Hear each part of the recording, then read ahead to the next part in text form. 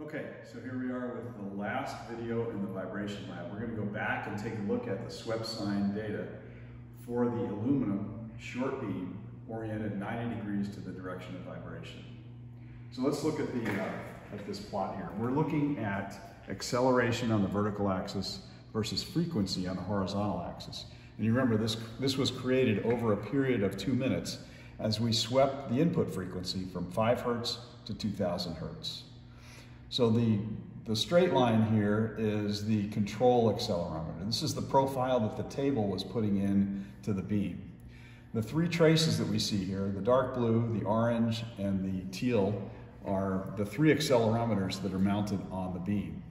And so we can see that as we rise in frequency, the response of these goes very, very high. In fact, the peak of this channel 2 accelerometer up here reached almost 100 Gs of acceleration while we're inputting just 1 G at the base. And that's because of the deflection of the beam.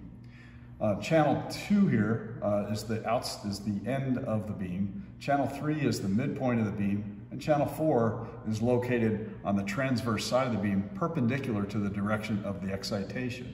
You can see though that all 3 of these accelerometers peak on that resonant mode right there. As we increase in frequency, we see that the orange trace, that's channel 3, that's in the middle of the beam on the same side or the same face as the blue one, drops down into a valley here. This corresponds to a node on the beam. That is that the beam is actually moving back and forth around this point. So we're inputting 1 G at the base, but this accelerometer is not picking up anything because it's sitting on a node in the beam. And so we continue to increase in frequency, and we can see that channel 4 here spikes out here somewhere in the 100 to 200 hertz range. We spike here, and the other ones really don't do anything. That is an indicator that we have excited a transverse vibrational mode in the beam. And so if you were to actually calculate the first fundamental frequency in the transverse direction, it would probably correspond to that value there. It's also possible that this is your first transverse mode. We're not sure. You're going to have to go do the work and see where that first mode is to see what that is. But this is a signature of a transverse vibration mode. That is, the channel 4 goes high and nothing's really happening on the others at that point in time.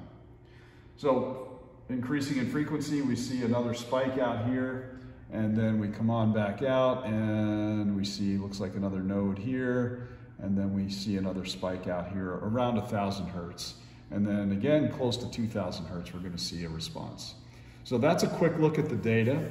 That will help you understand what you're looking at, but it's very, very important that you know where these accelerometers are located. So let's take a look at the board here. Just for reference here, I've depicted the accelerometer placement on the beam and also the reference accelerometer, which is accelerometer channel 1, and that's on the table.